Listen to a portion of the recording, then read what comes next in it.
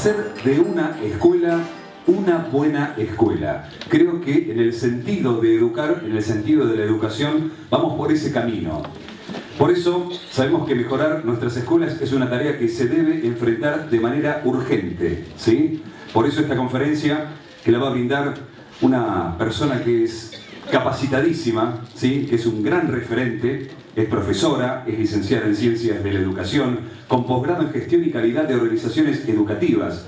Además, es doctorada en Educación por la UCM, ¿sí? Sus áreas de trabajo son el asesoramiento institucional y pedagógico y la capacitación de profesores y directivos. Se ha especializado en la problemática del nivel secundario y ha coordinado diversos proyectos innovadores en ese nivel. Además, es autora de artículos y ponencias relativos a la gestión, el desarrollo institucional y los procesos de cambio. Actualmente se desempeña como directora del área de educación de la Universidad Torcuato Di Tella. Señoras y señores, el aplauso para recibir a la doctora Claudia Romero. Bueno, buenos días. Quiero agradecer otra vez más, otro año más. La verdad es que a mí me emociona mucho venir al Congreso de AIEPBA, porque recién cuando veía lo que había pasado el día de ayer, es muy lindo ver eso. ¿Y saben qué se ve de afuera? Se ve lo que yo llamo capital social. O sea, esta asociación genera estos encuentros que uno diría de gente que se junta con problemas parecidos a pensar juntos, pero también a compartir. Yo sé que esta noche por primera vez no me voy a poder quedar a la cena, pero sé que en ese encuentro que ustedes hacen hay mucho de acompañarse, de compartir, ¿no? De saber que está el otro que tiene el mismo problema, inconveniente, que puedo apoyarme. Y eso es un síntoma de desarrollo. Las sociedades desarrolladas son sociedades que tienen capital social en este tipo de cosas. Sociedades que se reúnen entre iguales a pensar juntos, a compartir comidas, reuniones, conversaciones, y eso es lo que se ve en AIEPBA. Así que yo los felicito y espero que sigan muchos años conmigo o sinmigo, como decía un dirigente. Yo igual feliz. Y cada año digo, bueno, ¿y este año qué les voy a decir? Porque uno se tiende a repetir, ¿no? Se tiende a repetir, quiero decir, uno piensa algunas cosas. Por suerte, yo trabajo en lo que me apasiona y entonces puedo producir conocimiento, investigación cada año, siempre alrededor de mis obsesiones, que son, bueno, todos tenemos obsesiones, ¿no? Nos obsesionan 3 o 4 cosas en la vida. Bueno, ahí vamos. Yo traje algunas nuevas reflexiones, les voy a contar una investigación que hicimos, pero en realidad vengo a hablarles de un libro que es el título que figura allí, Hacer de una escuela una buena escuela. Ese es un libro que yo escribí hace 10 años. Y la editorial me pedía que lo volviera a editar una y otra vez. Hasta que el año pasado me dijo, bueno, se van a cumplir 10 años de ese libro, quisiéramos que hagas una edición actualizada. Y yo, ilusa, pensé que era una cuestión de volver a leer un poquito, corregir, actualizar algo de la bibliografía. Ustedes no saben, bueno, les debe pasar a lo mejor, volver a mirar lo que uno hizo, lo que uno escribió 10 años atrás. Yo sentía que tenía que escribir todo de nuevo, que sobre esto ya sabía un montón, que esto no, al final no era así. Así que la verdad es que me llevó muchísimo tiempo. Todo el verano estuve reescribiendo ese libro, que es este, que salió con otra tapa, con otra... Y que el interior está, cada línea, vuelta a pensar 10 años después. Y hay muchas cosas que se mantienen, hay muchas cosas que no, cosas que se agregaron. Y en ese camino de retrospección yo me preguntaba qué pasó en los últimos 10 años, ¿no? Y pasaron muchas cosas en términos de mejora escolar. Pasaron muchas cosas de muchas cosas, ¿no? Pero yo me refería a los términos de mi libro.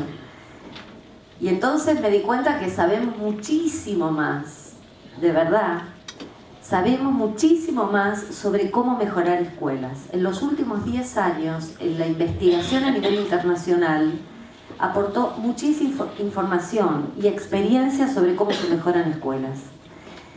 También sabemos más sobre políticas de mejora, pero saber no significa hacer, ¿no? Entre el saber, o sea, el conocimiento académico, experto, y las políticas que se llevan adelante, hay un largo trecho. Y a mí me gustaría pensar en ese trecho, es decir, ¿qué nos pasa?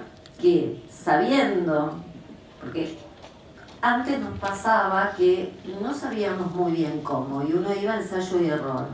Hoy sí se sabe cómo se mejora un sistema educativo, sí se sabe a nivel internacional, se sabe. Y hay experiencias que demuestran cómo se hace. Entonces, la pregunta ya es distinta. No es cómo se mejoran las escuelas, sino por qué sabiendo cómo no se hace.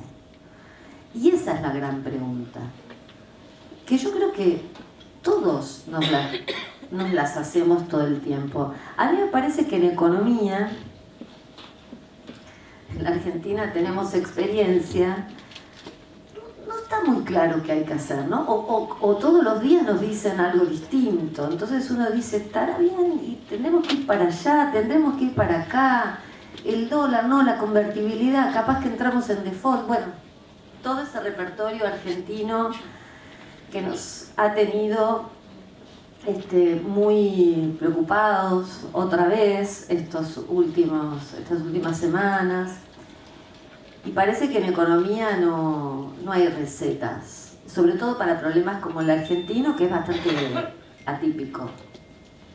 Ahora, en materia de educación, las cosas están más claras, aunque parezca mentira. Las cosas están muchísimo más claras. O por lo menos también sabemos lo que no hay que hacer. La pregunta es, ¿por qué hacemos lo que ya sabemos que no hay que hacer? Y esta es una pregunta que uno se la tiene que hacer para su propia escuela, para su grupo de escuelas, para su provincia, para la política educativa. Y ahí tenemos que insistir en encontrar la causa, porque cuando removamos esas causas, entonces vamos a poder mejorar. Bueno, en este libro, y quiero decirlo, que en esa retrospección, yo pensaba 10 años atrás, toda retrospección es una introspección, ¿no? Uno termina pensando qué hice, qué pasó en los últimos 10 años, pero también qué hice yo en los últimos 10 años. Y a mí me pasó reescribiendo este libro, que pude rescatar algo. El primer libro se lo dediqué a mis hijos. Yo tengo 2 hijos, Juan y Lara. El primer libro, hace 10 años, se los dediqué a ellos que estaban empezando la escuela primaria. El segundo, o sea, la reedición, la dedicatoria dice a Juan y Lara otra vez. Porque lo que me enseñaron, y con un agradecimiento por lo que los hijos nos enseñan acerca de la vida, pero también de las escuelas. Porque como madre, yo participé de la experiencia escolar desde un lugar totalmente distinto, ¿no? Totalmente distinto. Y pude entender mucho mejor el lado de los padres, el lado de la demanda de los padres. Así que este libro es mejor también porque mis hijos me enseñaron a mirar desde ese lugar y también desde el lugar del alumno, ¿no? Es decir, entender la lógica, cosa que yo venía trabajando, pero la lógica de quien está sentado en el lugar del alumno, cómo vive la experiencia escolar. Bueno, en esta charla que tengo, ¿hasta qué hora? ¿Cómo? Eso, hasta las 4. No. Bueno, hasta que me digan que tengan mucho hambre, ¿no? Pero. Perfecto. Porque de acá se van a almorzar, ¿no? Y ya terminamos el congreso. Muy bien. Bueno, en la conferencia que preparé voy a retomar algunos de estos temas, pero quiero dejar también un rato para que podamos conversar. Muy bien. Voy a empezar. Vengo en el último tiempo armando 3 ideas que están encadenadas y que arrancan con una primera frase en la que vengo trabajando, por ahí me la escucharon en algún momento. Es una frase muy, muy habitual, que suele repetirse, que seguramente ustedes escucharon, que es un proverbio africano que dice: para educar a un niño hace falta la tribu entera. La tribu entera. Quiere decir que educar nunca es un acto individual. Educar a un niño, educar a un hombre, compromete no a su familia, no a una escuela, sino, dice allí, la tribu entera. La tribu entera es el mundo para nosotros, todo el mundo. Cada niño, de algún modo, es producto del mundo que tenemos, de la civilización que tenemos. Esta frase la vamos a seguir retomando. Quiero que la tengamos como trasfondo de todo lo que viene después, ¿no?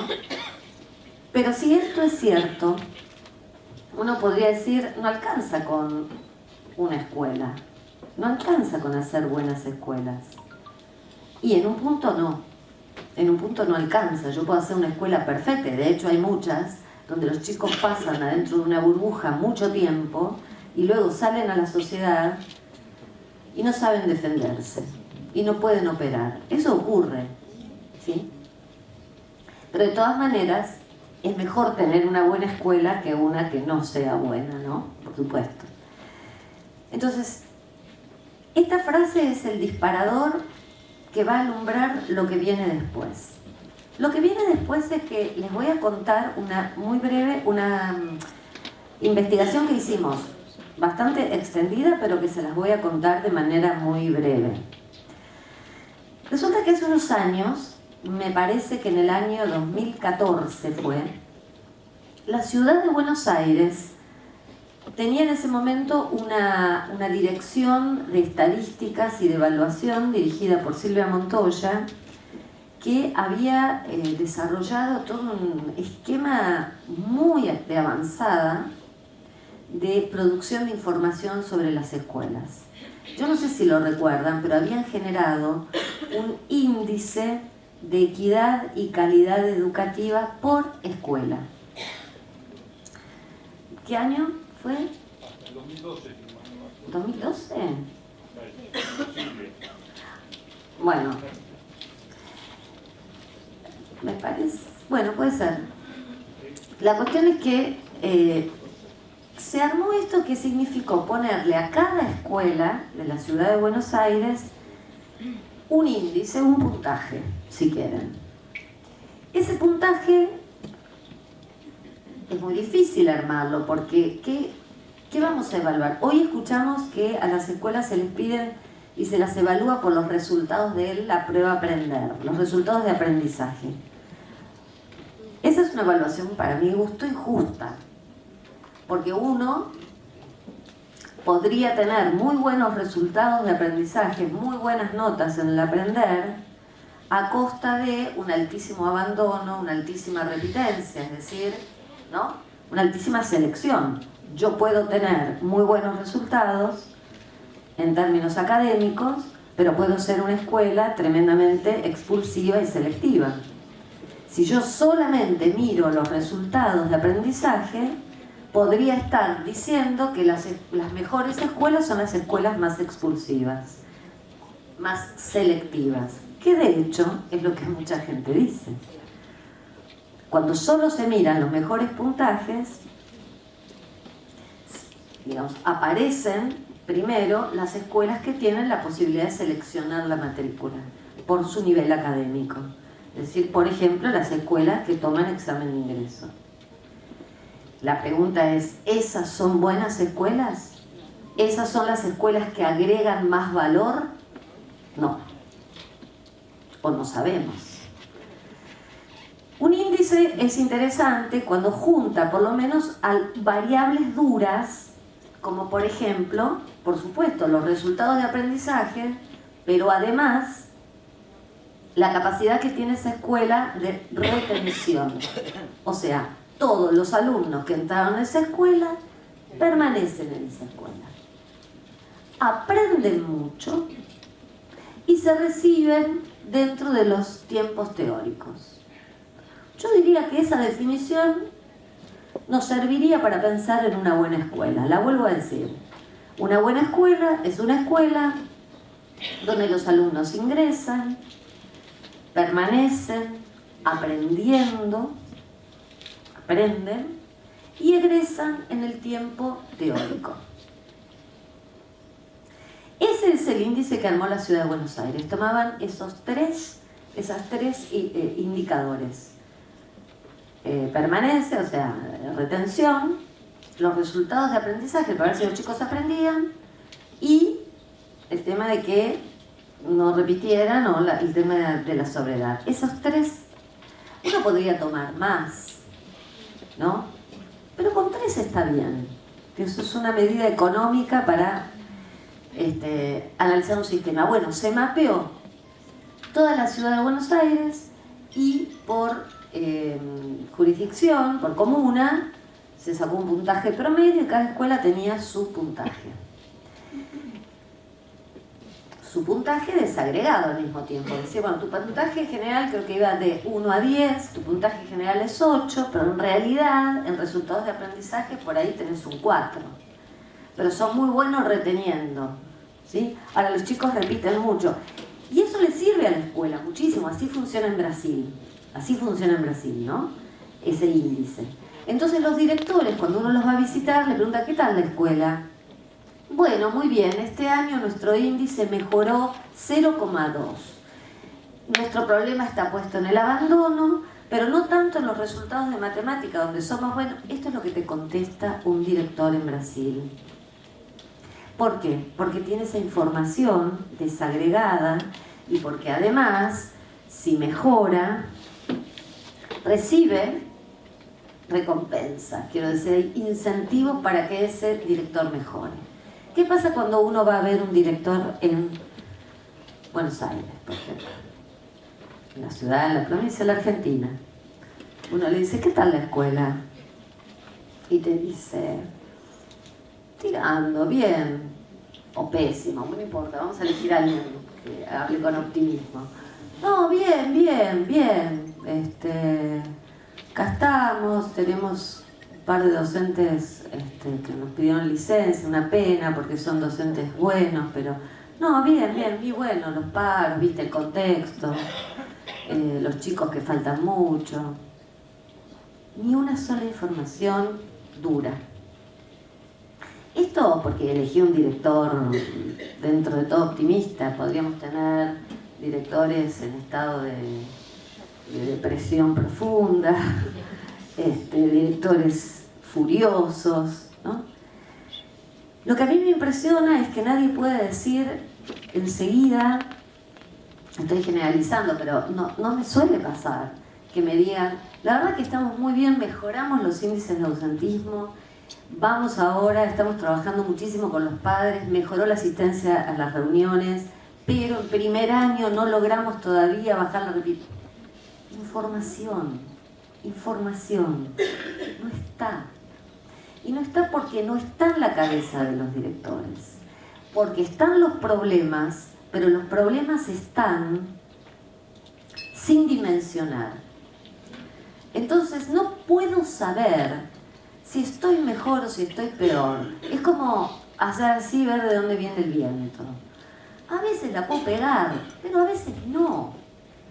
Y el problema que tenemos es que en las escuelas nos tenemos que poner de acuerdo con otros sobre los problemas que tenemos. Entonces, cuanto más objetivos, cuanto más podamos bajar información, mejor. Mejora la conversación con los otros, ¿no? Entonces, bueno, en esta investigación que les cuento, se mapeó toda la ciudad de Buenos Aires, se le puso un puntaje a cada escuela, y en ese momento ellos tenían una medida, que era la medida de la vulnerabilidad, que habían tomado como medida de cómo era la población de cada escuela, el nivel educativo de la madre. Entonces teníamos el puntaje de cada escuela y teníamos el nivel educativo promedio de la madre, que es bastante indicador del nivel socioeconómico y el capital cultural de esa familia, ¿no? Las familias que van a esa escuela. Porque eso también es importante. Yo puedo mirar que estas escuelas obtienen mejores resultados, pero si yo no miro al mismo tiempo cuál es el nivel socioeconómico al que van, también puedo ser injusta. Puedo pensar que las mejores escuelas son las escuelas que atienden a los sectores que tienen un nivel socioeconómico más alto. ¿Qué es lo que ocurre? Entonces, si yo no las miro según el nivel socioeconómico, también puedo quedarme entonces con que las mejores escuelas son las escuelas selectivas y que atienden a los niveles socioeconómicos más altos.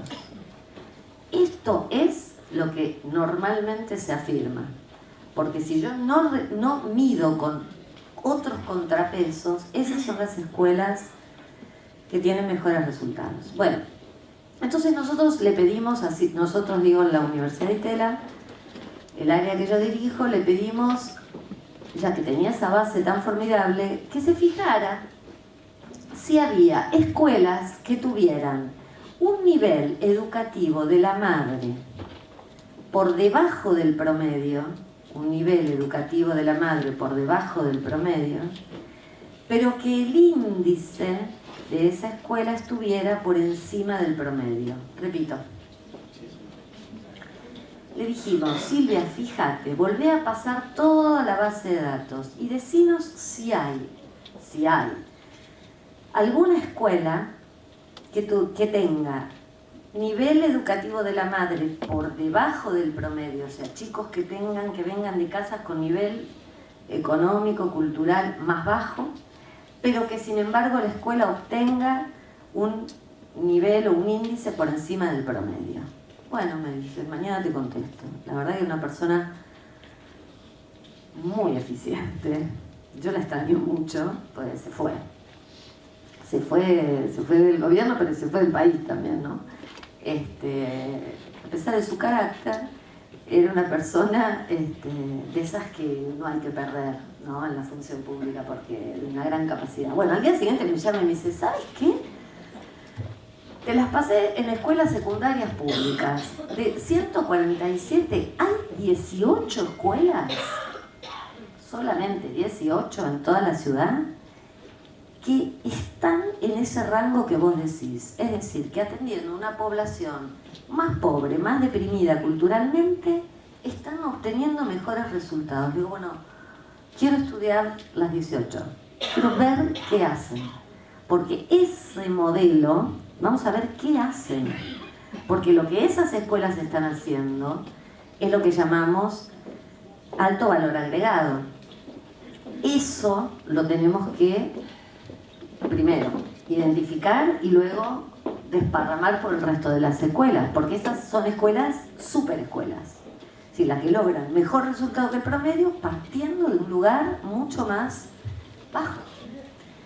Por suerte aparecieron. Bueno, arrancamos y estudiamos 4, las primeras 4, pero después no sé qué pasó, pero igual a mí con 4 ya me alcanza porque encontramos un patrón muy interesante, pero desde el punto de vista de la investigación.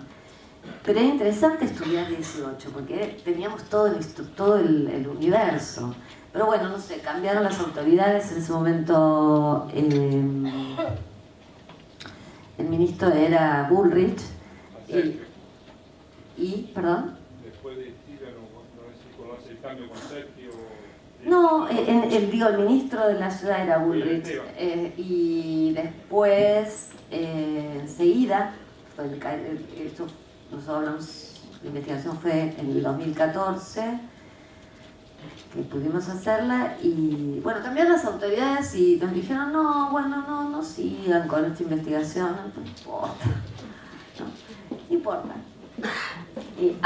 A veces la política sabe que la buena investigación puede ser un insumo, es un insumo para tomar mejores decisiones.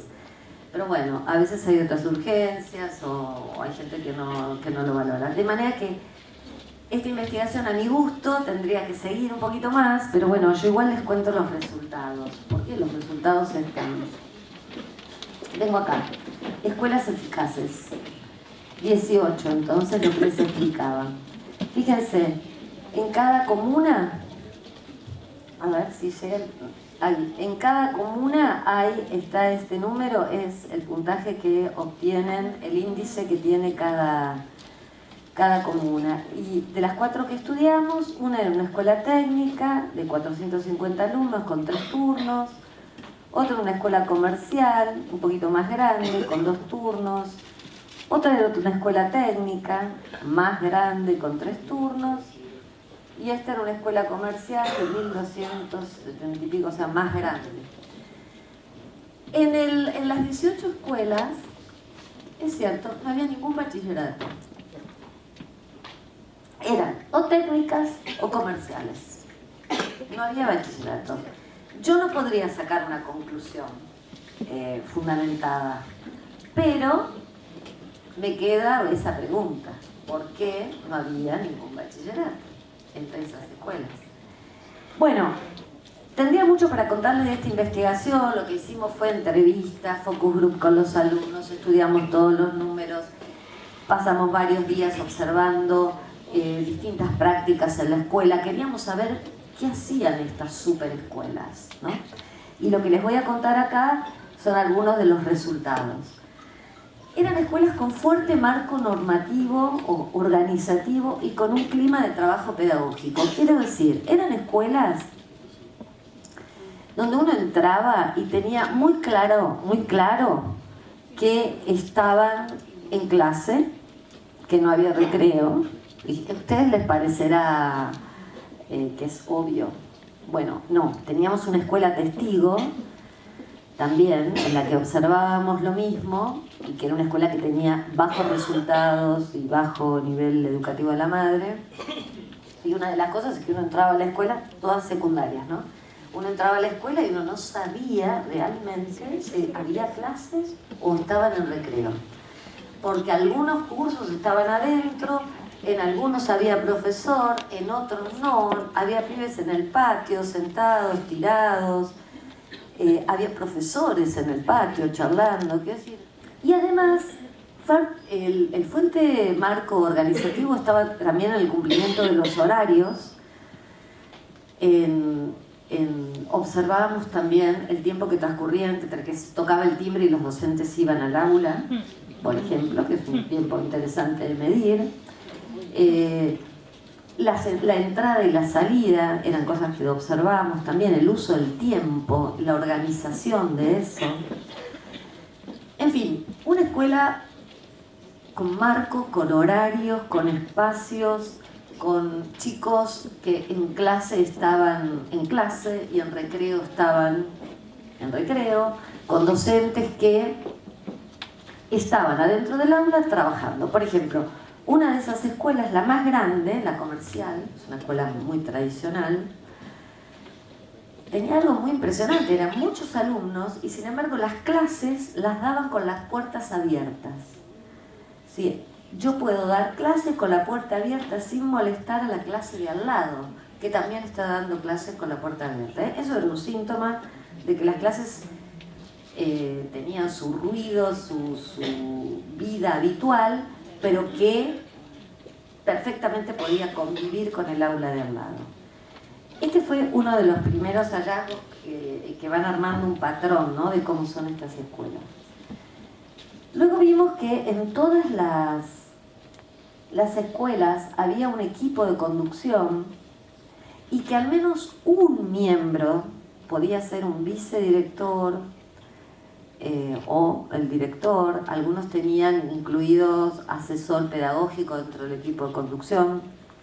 No todas las escuelas tienen conformados, de hecho, sí en los papeles, pero de hecho el mismo equipo de conducción. Por los perfiles hay gente que asume liderazgos en algunas escuelas. Bueno, esos equipos, lo que vimos es que al menos uno tenía una alta calificación profesional, o tenían maestría o algún posgrado, al menos uno. Y que en determinados momentos esa figura más técnica, que estaba más capacitado técnicamente, aparecía aportando cierto saber, ¿no? Entonces, por ejemplo, nos decían, no, empezamos con un nuevo protocolo de observación de clases que trajo fulanito que está haciendo la maestría en tal lugar. No era probablemente, por eso digo, bueno, muchas veces era un vicedirector, alguien que tenía ese perfil técnico, al menos uno. En todos los equipos vimos eso. Y el liderazgo estaba distribuido, es decir, el director no era el capo de tutti le capi, ¿no? O sea, no era el que cortaba y armaba y desarmaba. Entonces, el liderazgo distribuido es esto. Hoy se sabe que un buen líder no es el que concentra el poder, sino el que distribuye liderazgo.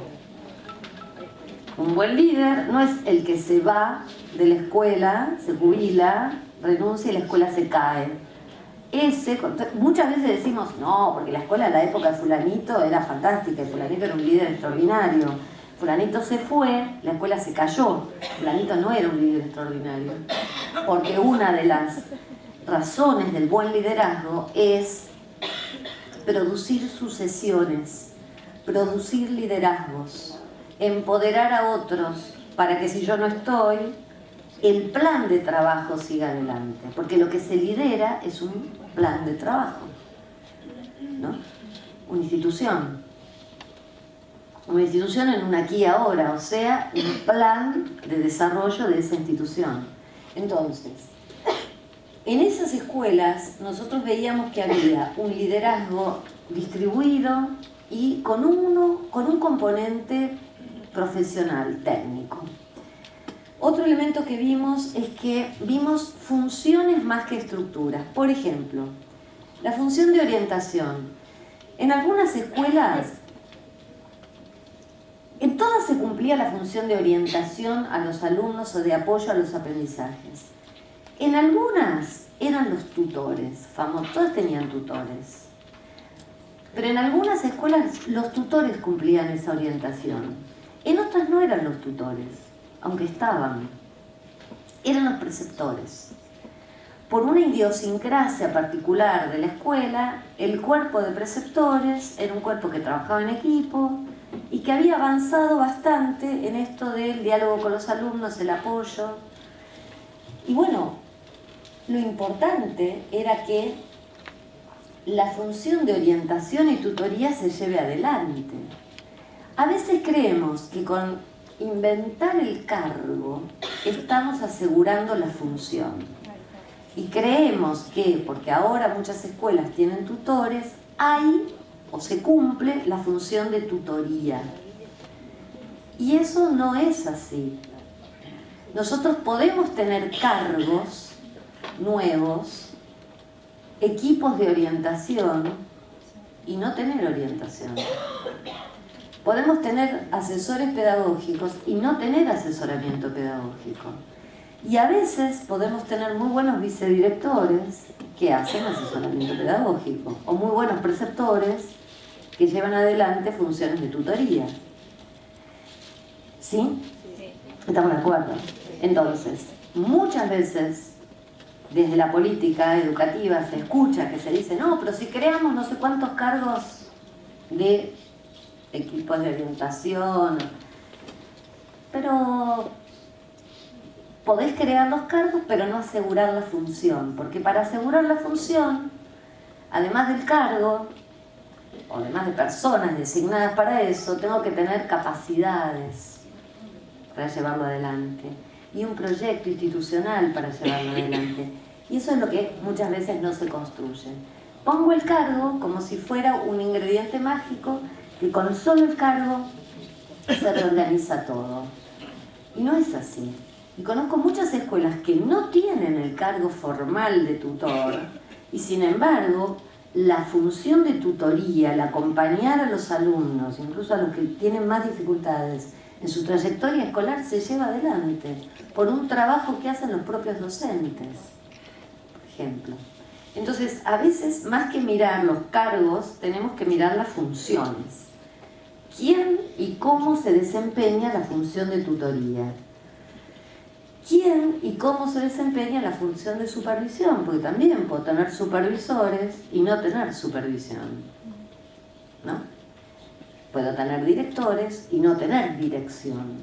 Entonces, hay que mirar las funciones. Y en cada una de estas escuelas, estas funciones se desarrollaban.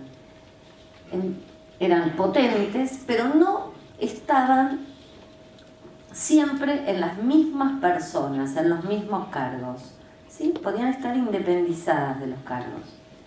Y finalmente, otro punto más, es la centralidad de los alumnos. Es decir, en las conversaciones, una de las cosas que nosotros hacíamos era hacer preguntas abiertas a los directores y a los docentes para ver qué ponían en el centro, si hablaban de ellos, si hablaban de la escuela en un colectivo, si hablaban de los problemas del afuera, o se hablaban de los alumnos. Y lo que pudimos ver es que en todas las escuelas el tema predominante de lo que los docentes y directores empezaban a hablar y sostenían la conversación era de los alumnos. Nos contaban acerca de sus alumnos. Hablaban de sus clases y de la participación de los alumnos. O sea, en el discurso estaban los alumnos. Y los alumnos, cuando hablábamos con los alumnos, que también hicimos focus group con preguntas bastante abiertas, los alumnos hablaban de los aprendizajes, de lo que aprendían o no aprendían, de lo que les costaba o no les costaba. Y lo que decíamos es, acá cada uno habla de lo que tiene que hablar, era muy importante. Los directores hablaban de los alumnos también y de los aprendizajes. Es decir, lo que vimos eran escuelas que estaban centradas en los dos temas más importantes, que son los alumnos y lo que los alumnos aprenden o no aprenden, ¿no? En general vemos escuelas que están muy preocupadas en otros temas. Muchas veces escuchamos a los docentes que están preocupados en su realidad docente, y no es para menos, está bien. Pero quiero decir, el 80% del tiempo en las escuelas no se habla de los alumnos ni de los aprendizajes. Hagan la prueba. Entren en una sala de profesores y registren de qué se está hablando y cómo se está hablando de lo que se habla. Si como queja, si como compartir una experiencia. Es interesante para ver el clima, el estado de ánimo en la escuela, ¿no? ¿Y qué es lo que es importante? Bien, estas yo las llamo escuelas eficaces, superescuelas, que nos dicen algo del sentido de educar. Y ahora voy a volver para atrás. En esta primera filmina que había preparado, que se las voy a contar ahora, es tomar el lema que ustedes usaron, o AIEPBA usó este año, que es el sentido de educar. ¿Para qué educamos? ¿Para qué? ¿Por qué? ¿Cuál es el sentido? Yo puse ahí 3, que son para mí lo que le da sentido a lo que hacemos cada día en la escuela y que son nuestra función específica. El primero es la transmisión. Nosotros educamos, acá el sentido de educar en la escuela, diría yo, ¿no? Nosotros educamos para transmitir un legado. Es decir, los docentes somos pasadores de algo que no nos pertenece, algo que no es nuestro, pero que pasa a través nuestro. Un profesor de ciencias tiene que pasarle a las nuevas generaciones el legado de cientos y cientos de años y de trabajos de otras personas que fueron constituyendo un saber que para nosotros es valioso. Y ese docente, como diría Andrea Leo, como un artesano, va acercando ese legado a las nuevas generaciones. Lo mismo hace un profesor de literatura, lo mismo hace un profesor de historia. Nuestro trabajo es transmitir un legado, algo que no nos pertenece. Esto es muy importante. No estamos dando un saber que es nuestro, sino el compromiso es un saber que es de una civilización y que se ha hecho un recorte, y ese recorte, ese, digamos, resumen de lo mejor de ese legado es lo que ese docente le va a pasar generosamente a las nuevas generaciones, y lo va a hacer de manera sistemática y profesional. Ese es su trabajo. Ese es su trabajo. Esa transmisión especial es lo que le da a ese docente autoridad. ¿Por qué tiene autoridad el docente?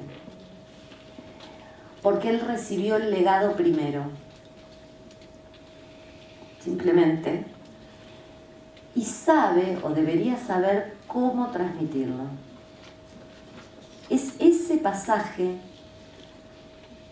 lo que le da autoridad. Ni siquiera el ser el autor de ese contenido, porque él no es el autor de ese contenido. Él es un instrumento. Por supuesto que va a recrear las formas de pasarlo y demás, ¿sí? Pero él es un instrumento. La escuela también tiene sentido porque la escuela tiene un compromiso con la justicia.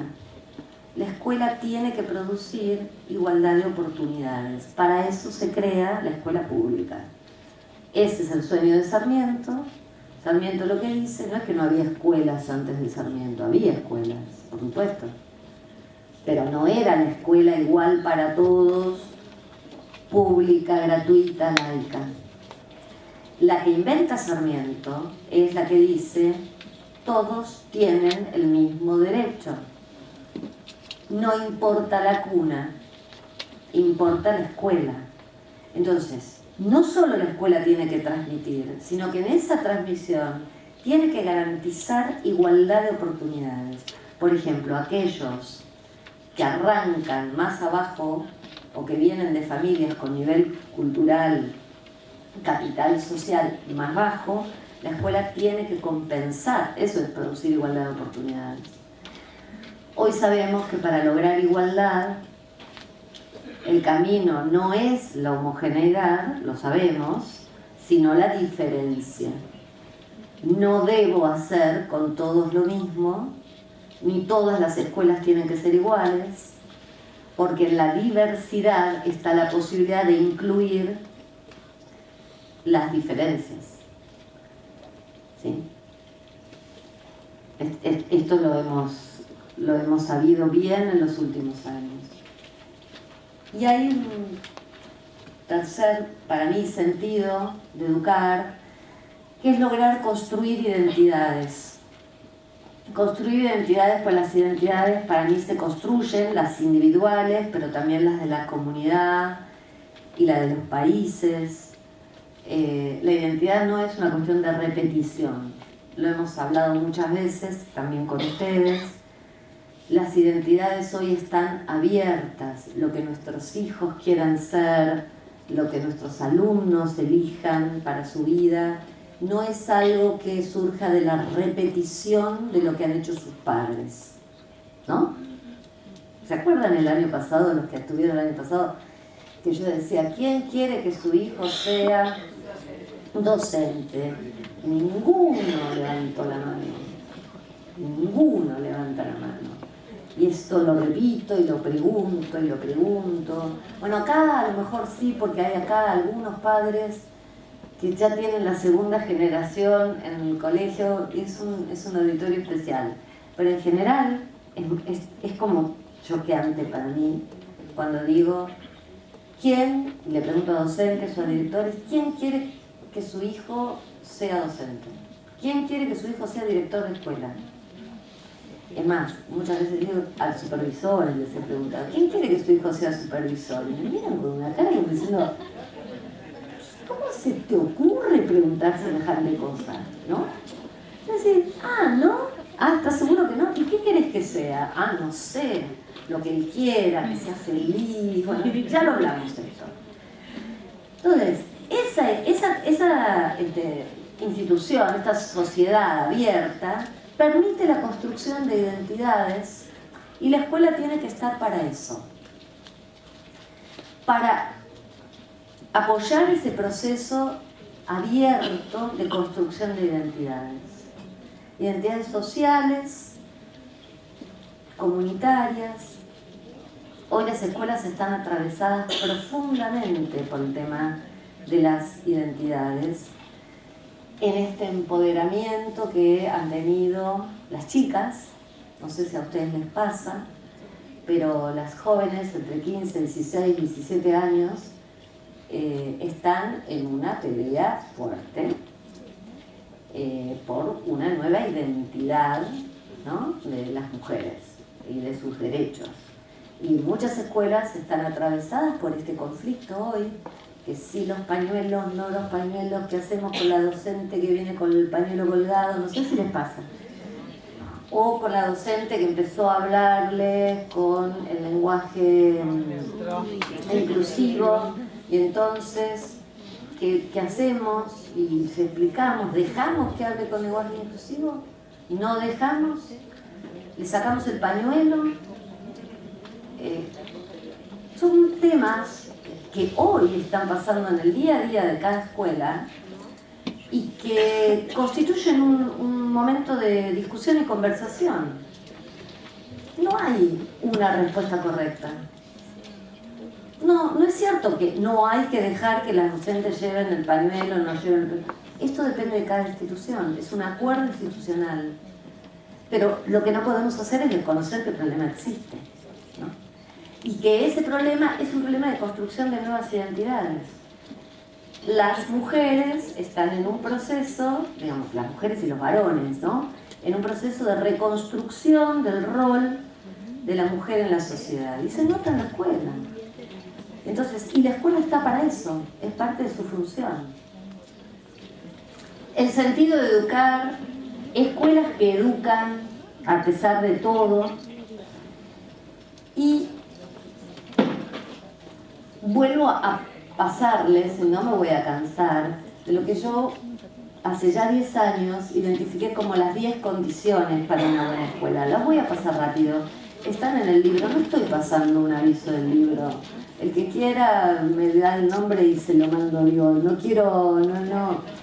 Es este proceso de retrospección que yo hice, volviendo a mirar las 10 condiciones y viendo si siguen vigentes. Y la verdad es que siguen vigentes.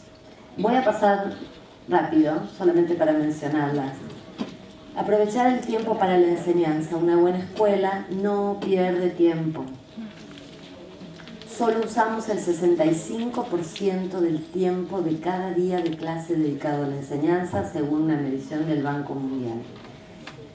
Cuidar el tiempo es importante en nuestras escuelas para ser más eficaces. Los espacios, los ambientes adecuados. Hablamos mucho de esto también. sigue siendo fundamental. Un ambiente es un ambiente adecuado, por supuesto, cuando es seguro. En primer lugar, cuando es seguro. Es decir, digamos, cuando no es una cámara de gas que va a explotar, ¿no? Cuando hay agua potable, cuando hay cloacas. Y sabemos, en la provincia de Buenos Aires, que estas no son situaciones garantizadas. Bueno, no hay buena escuela si no hay un ambiente seguro, adecuado, apropiado, sano. Y después, además, bello. ¿Sí? Pero primero es lo básico. Esto sigue siendo un reclamo, sigue siendo un trabajo por delante. No lo tenemos asegurado. Nuestros ambientes tienen que ser mucho mejores que los ambientes de cada casa. Eso creía Sarmiento. Sarmiento construye escuelas palacio. ¿Vieron, no sé, el Palacio Pisurno? Antes de ser tomado por la política y construido en el Ministerio de Educación, una escuela. Se construyó para ser una escuela. ¿Sí? El Palacio Pisurno era una escuela. ¿Cómo? ¿Perdón? No, decía que el palacio era Sarmiento, ¿no? No Pisurno. Le cambiaron el nombre, sí. El Palacio Pisurno. Por la calle. La sede es el Palacio Sarmiento, por la calle Pisurno. Sí, bueno, el Palacio Sarmiento Pisurno, ese que hoy está tomado, digo yo, tomado porque lo digo a propósito, porque es una escuela. Y Sarmiento lo que quería eran palacios, y así los construían, digo, y así, no solo él, así se construyeron durante esa generación, porque lo que dice es, hay que educar al soberano.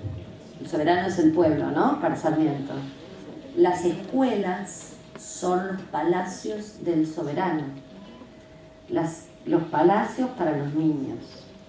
Y esas son esas escuelas que, bueno, uno entra y tienen esas escaleras de mármol. Bien, qué lejos estamos cuando pienso en la escuela, no sé, de Moreno, ¿no? Estallada en 1000 pedazos, o esos docentes, y pienso en un país que soñaba escuelas, palacios para los niños.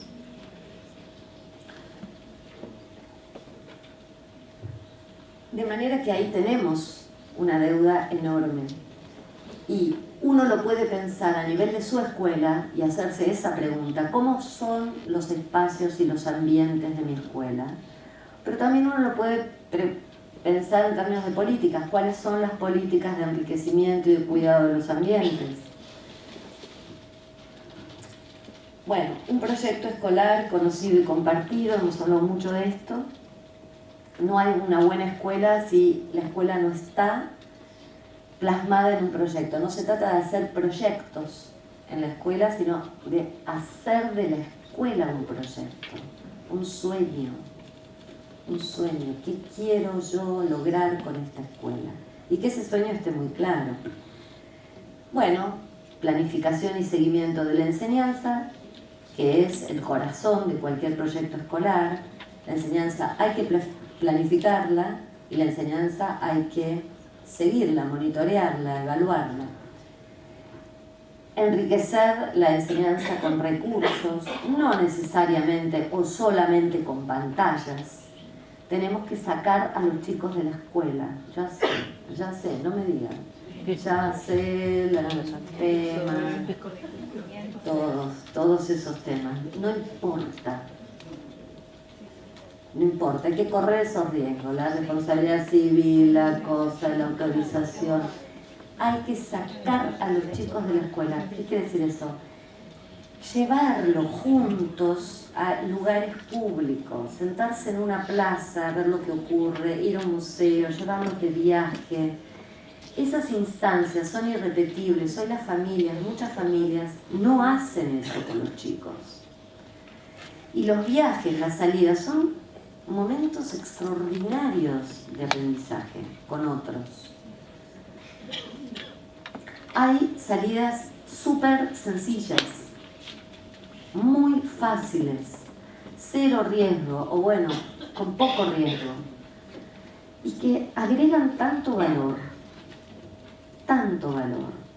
para la vida de chicos que en general muchos hoy no van al teatro, no van al cine, no van a museos, no van a bibliotecas, se pierden una parte maravillosa de la vida. Tampoco hacen salidas a la naturaleza, muchos chicos.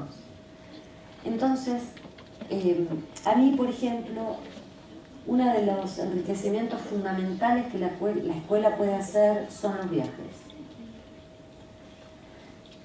Yo sé que estoy por ahí diciendo algo que ustedes me van a decir, vos lo decís porque no tenés que estar filmando y corriendo los riesgos. No, yo sé los riesgos, pero también sé los beneficios. Un viaje con sus compañeros, con sus profesores, para estudiar algo, para estudiar un tema, para ver in situ algo importante, no sé, ir y estudiar la Laguna Mar Chiquita, por ejemplo, es un proyecto extraordinario de estudio, ese fenómeno. Buenos Aires está, la provincia, está llena de lugares extraordinarios para estudiar. Historia, por supuesto, geografía, química, física, literatura, ¿no?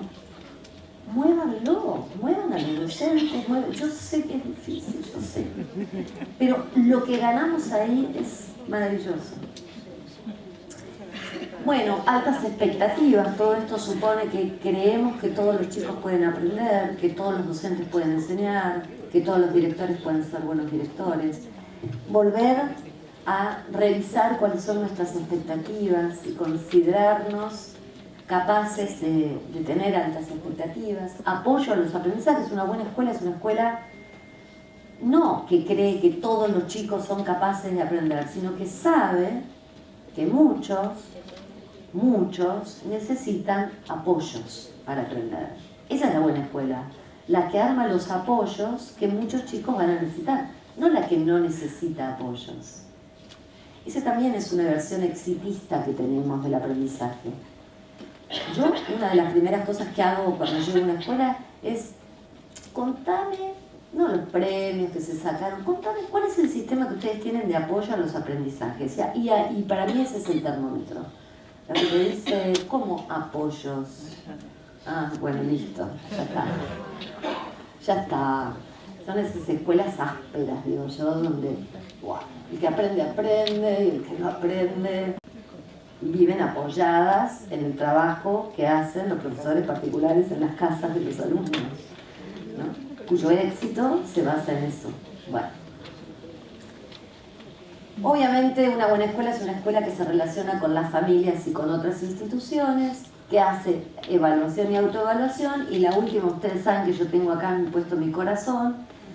Una buena escuela es una escuela con directores con presencia y liderazgo. El año pasado, me acuerdo muy bien, nos metimos con todo en el tema de los directores y cómo son los directores en la Argentina hoy y cuál es una política para desarrollar directores. Volvió el aire. Respiremos. Solamente voy a decir que el liderazgo, no voy a repetir lo de la otra vez, igual también eso está en el libro.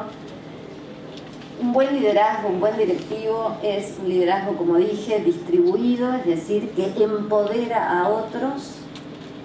Dime cuántos líderes hay en tu escuela y te diré qué buen líder sos. Es decir, ¿a quién has empoderado o sos vos el que concentra todo? Hoy liderar es distribuir liderazgos. Lo segundo es, mi cabeza y mi obsesión tiene que estar centrado como directivo en los aprendizajes. En los aprendizajes. Cada decisión que tomo me tengo que preguntar en qué medida esto afecta a los aprendizajes. 3. Basado en evidencias. Estoy resumiendo, ya lo dije antes. Hablemos con información. No, acá hay mucho ausentismo. Acá hay poca voluntad de los docentes. Medilo, dale datos. Medilo, porque si lo medís lo vas a poder mejorar. Entonces decirlo. Este año el ausentismo fue del 15%. Para el año que viene lo tengo que bajar a 10%. Si yo no hablo por evidencias, no hay plan de trabajo posible. Bien.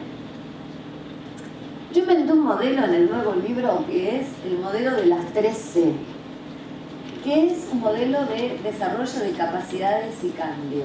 ¿Cuáles son las 3C? Yo digo que para hacer una autoevaluación, pero también un plan de mejora, yo tengo que pasar por 3 momentos y hay que evaluar en cada escuela cómo estamos en cada una de estas 3 capacidades. La primera es la capacidad de crítica. ¿Cuán críticos somos de nuestra relación? Críticos en el sentido de poder identificar nuestras fortalezas y nuestras debilidades, como directivos, como representantes legales, como docentes. ¿Qué capacidad de crítica hay en mi escuela? ¿No? Esto lo podemos medir. ¿Está concentrada en 2 o 3 personas que son los que siempre llevan la voz cantante de las críticas? ¿O todos mis docentes son capaces de producir una evaluación crítica de su propio trabajo, por ejemplo? Si no hay capacidad de crítica, no hay capacidad de mejora. Nadie se pone a mejorar si cree que está perfecto. Entonces, lo primero es incentivar esa capacidad de crítica, ayudar a mirarse críticamente, con confianza, pero mirarse críticamente. La segunda es la capacidad de colaboración. ¿Cuán capaces somos de trabajar con otros y en equipo? Esto también lo podemos pensar a nivel de escuela. ¿Con qué otra escuela trabaja mi escuela? ¿Con qué otro directivo trabaja mi directivo? Con respecto a los docentes, con respecto a los alumnos. Y la tercera es la capacidad de creación. ¿Cuán capaces somos de inventar nuevas clases, nuevos proyectos, nuevos modelos de reunión, nuevos modelos de comunicación con las familias? ¿En qué medida hemos inventado algo, les pregunto, en este último año? Para que cada uno lo piense. ¿Creamos algo nuevo en la escuela? Sí, no, a medias, surgió de casualidad o era un plan. ¿Cómo son los procesos de creación? Los procesos de creación surgen muchas veces de procesos de destrucción. Para crear algo nuevo probablemente hay que deshacerse de algo viejo. Entonces también la pregunta de lo nuevo va por también lo viejo. ¿Vienen bien? Ahora que está el aire, ¿están bien? Seguimos unos minutos más. Bueno, ese modelo de 3C lo van a encontrar, y lo que armé, que me divertía mucho, es un modelo de autoevaluación basado en estas 3C. Y lo usé con directores y funciona. Así que para el que quiera se lo puede pasar. Sirve como autoevaluación también. Otro modelo distinto para ver nuestras capacidades de cambio, porque también esas las tenemos que evaluar. Vuelvo a la frase inicial y ahora la planteo de este modo. ¿Se acuerdan la de para educar a un niño hace falta la tribu entera? Yo diría, para lograr una buena escuela hace falta el sistema entero, porque esto es importante. No nos salvamos solos. No se trata de yo voy a hacer de mi escuela una buena escuela. Listo, la mía es buena. Lo otro no sé. ¿Sabes qué? Solo no podés. ¿Por qué no podés? Porque dependés de un sistema que funciona mal muchas veces, que a veces no funciona como sistema, pero que está ahí. Y una buena escuela se sostiene en el tiempo si hay un sistema detrás. Por eso nos importa al mismo tiempo mejorar cada escuela, pero también mejorar el sistema. Porque los docentes no los formás vos. Porque el estatuto no lo haces vos. Porque el sistema de licencias tampoco lo haces vos en cada escuela. Es decir, el sistema afecta y condiciona la calidad de mi escuela. ¿Sí? Hay un margen importante que corresponde a cada escuela. Pero nadie se salva solo En educación eso no existe. Nosotros necesitamos mejorar como sistema educativo, no escuelas aisladas. Entonces, dicho esto, y ya me apuro porque voy a la pregunta que enseñan algunas investigaciones de cómo se mejora un sistema entonces. Y también tenemos informes del año 2010, pero traje pero hay otros, que muestran, estudiando a los 20 sistemas que más han mejorado, que no son los mejores del mundo, sino los que más han mejorado.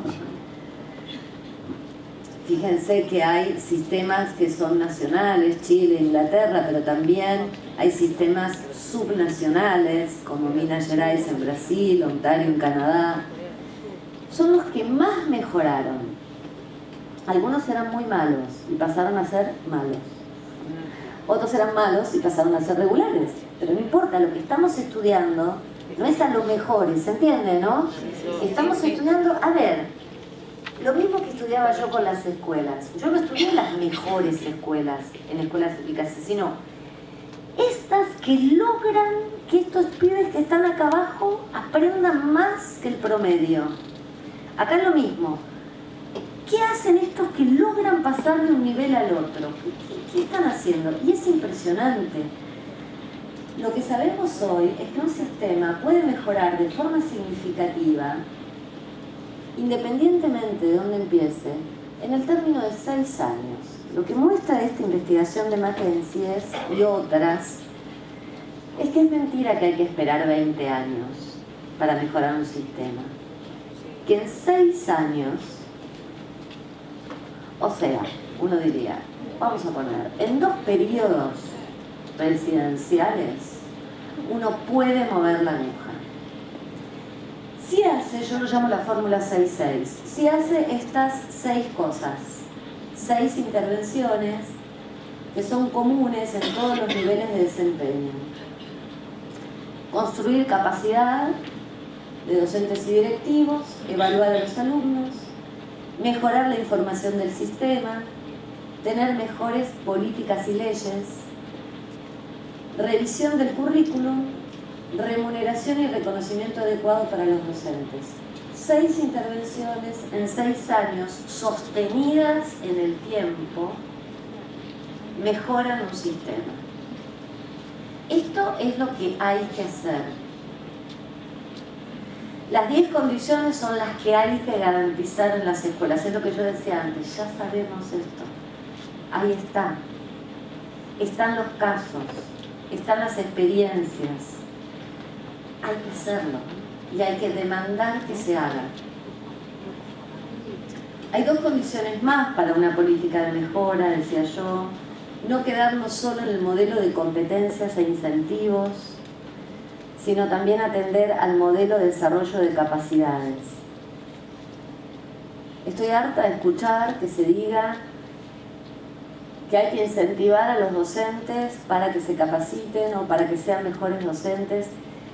Incentivarlos se entiende como, o mejor dicho, remunerarlos mejor para que ocurra una mejora de los aprendizajes. No es tan fácil.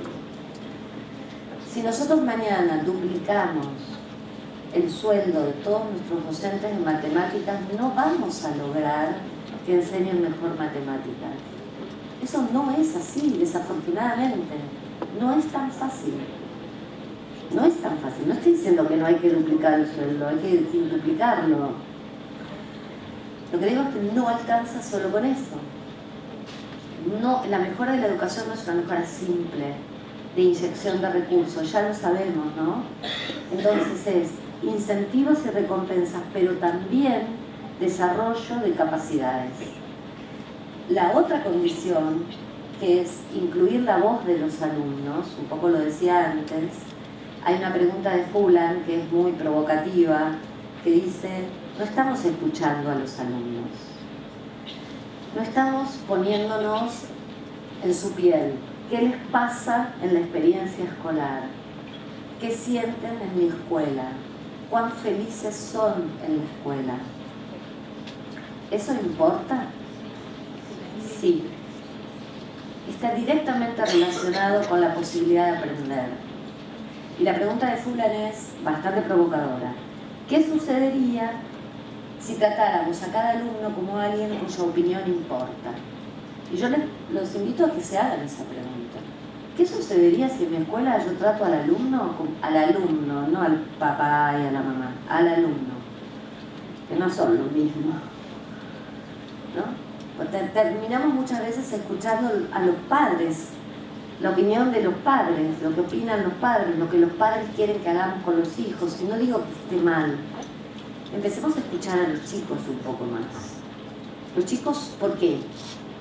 Porque los chicos son los que más saben en la escuela, son expertos en el aprendizaje que se produce en la escuela, no en la enseñanza. Repito, los chicos son los que más saben acerca de los procesos de aprendizaje que se desarrollan en la escuela. Ellos sienten y saben con quién aprenden y con quién no. ¿Qué cosas los alientan y qué cosas los desalientan? ¿Qué cosas les duelen y los humillan y qué cosas los hacen felices? Los que saben eso son los chicos. Y no se equivocan porque es lo que sienten. Nos equivocamos nosotros cuando olvidamos preguntárselo. ¿Cuán feliz sos en esta escuela? ¿Cuándo sentís que aprendés? ¿Qué cosas te duelen? Los chicos del Nacional Buenos Aires me contaban el otro día que habían empezado un proceso de autoevaluación en la escuela. Interesante. Bueno, hacen cosas raras esos chicos. También toman la escuela, ¿no? Yo los reto, pero hay un grupito muy brillante que dicen que querían reformular el currículum. Y como los docentes no se movían, ellos se pusieron en marcha. Pero que ahora habían logrado subir al barco a muchísimos docentes. No es que lo hacían en contra de los docentes, dijeron, bueno, acá hay que hacer algo. Y empezaron ellos. Y empezaron pasando por las aulas y les hacían la siguiente pregunta a sus compañeros. ¿Cuántos de ustedes lloraron alguna vez por el colegio? No, en el colegio. ¿Cuántos lloraron por el colegio?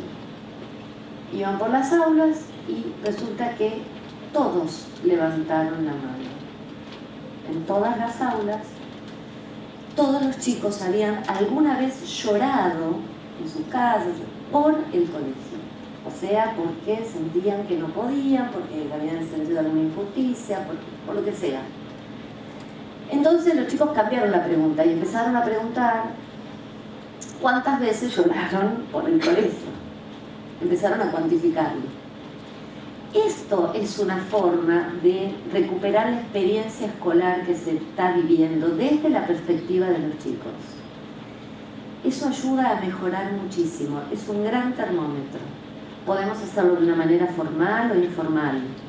Hay charlas que podemos tener con los chicos informalmente, muchos lo hacen, pero también podemos tener sistemas de encuestas, cada escuela lo puede armar como quiera. El asunto es recuperar esa voz.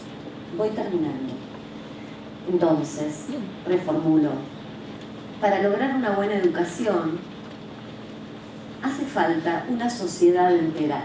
No podemos tener buenas escuelas si como sociedad no nos proponemos tener buenas escuelas. La escuela, de algún modo, no me canso de repetir, tiene que ser mejor que la sociedad que la alberga. Nosotros decimos que la escuela es una caja de resonancia, ¿no? Bueno, no, la escuela no debe ser caja de resonancia, la escuela debe ser un laboratorio donde guardamos las mejores posibilidades y opciones que nuestra sociedad tiene. Un laboratorio estilizado, esterilizado no sería posible, la realidad entra. Pero tenemos que tener formas más bellas, más éticas, más justas de intercambios y de prácticas adentro de la escuela, más justas que las fuera de la escuela. Por eso, para terminar, tengo una frase de Gastón Bachelard, es un filósofo que yo adoro, quiero decir, me inspira, es muy original, les recomiendo que cada tanto lo lean. Y él dice, se trata de hacer una sociedad para la escuela, más que una escuela para la sociedad. No es una escuela para que le sea útil a esta sociedad, sino una sociedad que reconozca sus problemas, sus injusticias y le encargue a la escuela y le ayude a la escuela a resolverlas. Es decir, una sociedad que rodee y cuide a la escuela. Eso es lo que tenemos que reclamar. Ese es el derecho que como escuelas tenemos. Necesitamos un país y una sociedad que cuide mucho más a sus maestros y a sus escuelas. En eso estamos. En eso se nos va la vida, me parece. Y me parece que vale la pena. Bueno, les agradezco mucho y quedo para la charla.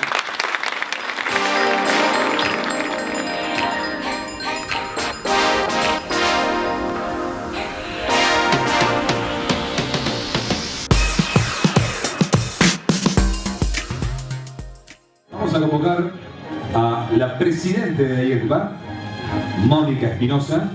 Estamos muy contentos que esto ha sido un congreso brillante, con un comienzo difícil, que nos, ¿cómo diríamos?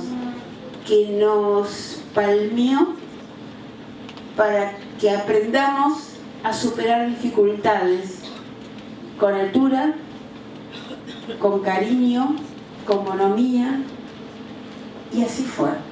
Y así fue. Creo que nos curtió para poder enfrentar mejor todo lo que vino. Y fue un efecto motivador para que aprendamos que ante las dificultades hay que poner la mejor voluntad y el amor. Creo que es la fórmula. Los disertantes, por supuesto, nos van a dejar pensando durante bastante tiempo. Así que les agradezco muchísimo a todos por los conceptos, por todo lo que nos han removido en la fibra educativa para poder seguir estando al frente de nuestras escuelas y al frente del sistema, ¿no? Y hablando del sistema, tenemos al director de nuestro sistema educativo privado. Así que le pido a Juan Cruz que se acerque, a Martín Zurita, nuestro secretario ejecutivo, que se acerque, que tenemos para vos un reconocimiento. Juan Cruz, gracias por tu acompañamiento, no solo el acompañamiento acá en el Congreso, sino a través de las dificultades que atravesamos juntos durante todo este año y lo que falta, que esperemos que sea menos crítico. Pero creo que vos has sido, como te dije cuando charlamos al principio, has sido una buena escucha y que te has preocupado en solucionar lo que pudiste. Así que muchas gracias. Así que Martín.